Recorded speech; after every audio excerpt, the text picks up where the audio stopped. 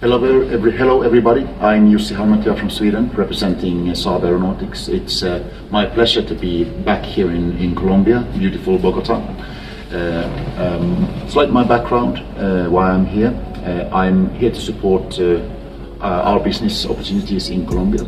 With my background of being a frontline fighter pilot in the Swedish Air Force for almost 25 years, where I've flown various kinds of aircraft, the Viggens and all versions of Gripen. Throughout my career I've had different jobs. I've been a weapons instructor, I've been a test pilot, so done staff tours in various weapon integration and capability development programs in the fighter aircraft domain.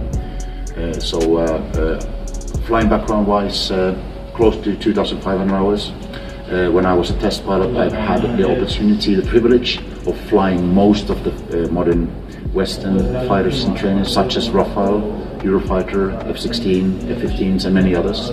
So that's me very briefly. I'm here today to talk about the Gripen capabilities and how that relates to Latin America, Colombia, and what our concept of delivering air power is.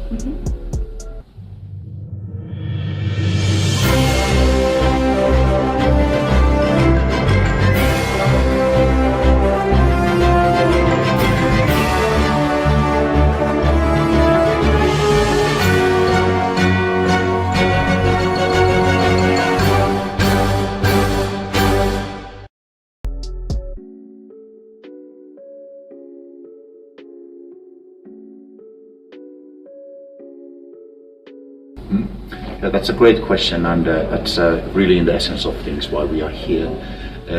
We see growing asymmetry in Latin America and Colombia, where Air Force is needing new equipment. We have a fighter product which is the most modern aircraft flown first time in 2017. It's designed for a small to medium-sized air force, such as Colombia, such as many other air forces in the world today, where we bring unique modern fighting capability, technology, a way to operate to a new way altogether. We are very available, we are cost efficient, we are credible and sustainable. So we think this is a perfect fit for a country like Colombia and many other countries in the region.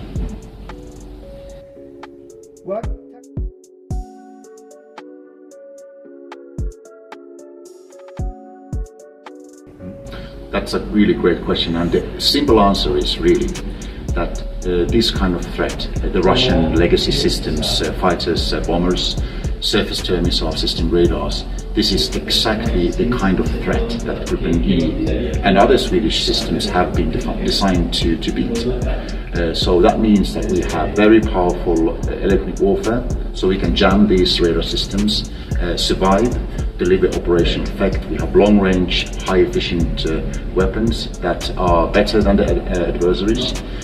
We have a very smart way of using new tactics with networking, because in every case we will always have fewer aircraft than the enemy will have. So we have to be smarter to achieve local air superiorities, using superior tactics, superior weapons, having very highly available systems so we can counter and neutralize threats in an efficient way.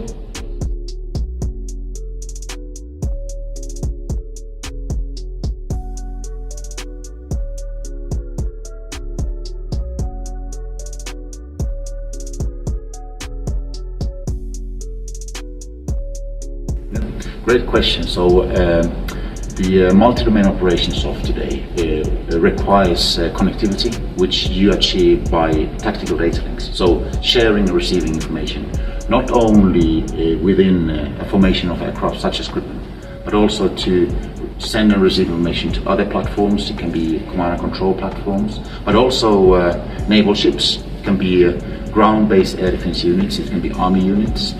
And we have been working with these data link systems in our platform since early 70s, if not even earlier than that, as the first nation in the world where we've had different solutions for that. So depending on the Colombian requirement, we can deliver sovereign systems such as other Gripen operators, examples Brazil, Thailand have. We can also deliver data link solutions, connectivity, which are interoperable with allies such as NATO and US. So it's really up to the Colombian requirement and demand, and we are ready to deliver.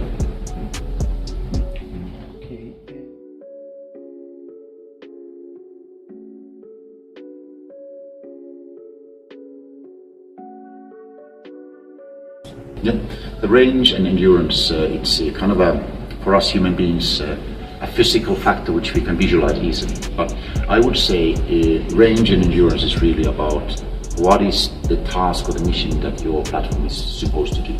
So if you have a large aircraft with 2 engines, that you can visualize it and you think that it's going to be flying faster, higher, longer, but it has 2 engines.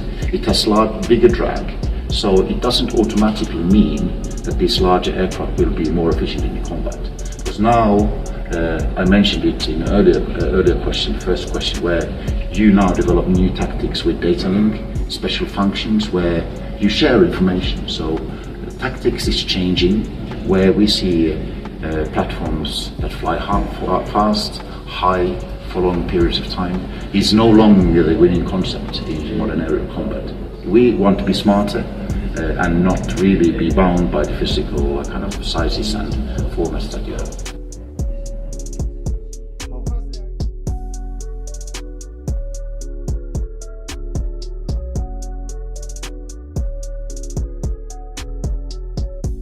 Yep, that's another brilliant question. And how do you design your platforms and your equipment to withstand all kinds of temperatures and all kinds of environments? And we follow a very rigid worldwide climate standards, engineering standards. So the aircraft is certified to be in the very cold, in the very hot, the very humid. And we have demonstrated many times that we are up to the standards. So we have Thailand is one Gripen operator which has a very hot tropical climate. Brazil, another one. So this is not an issue in modern fighter platforms today any longer. It might have been earlier systems, but the modern technology takes care of all these challenges today.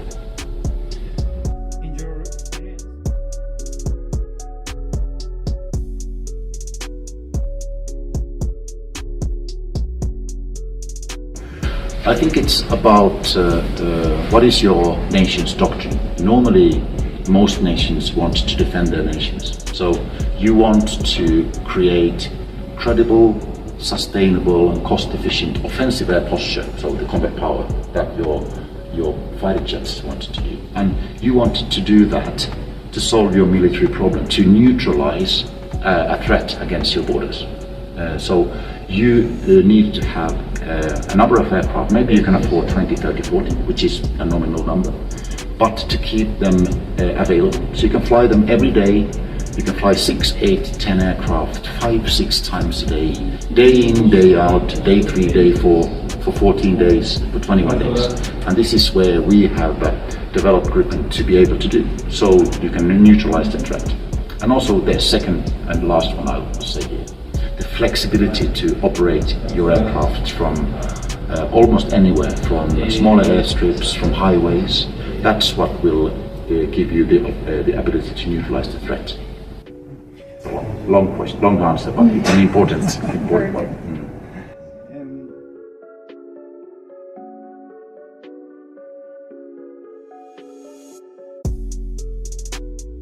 So it's a little bit about, the first thing I'll say about that question, which is a very important one, is to again focus on how the tactics and how the air combat is changing with network, connectivity, smart functions, where it's been for 30, 40 years.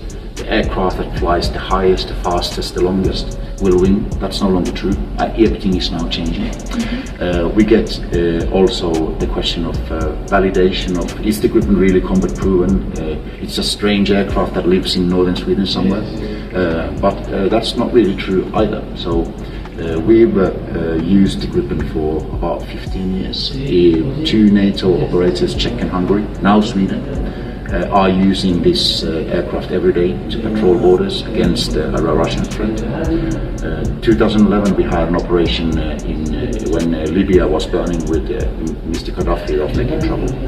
there was allied operations in the Mediterranean where Gripen participated out of Sigonella Air Base doing waves into Northern Africa, Libya, 2 or 3 times a day over 7 months. So I would like to say that that must be proof enough that we can do the mission and we can integrate and we can deliver the effect that is needed.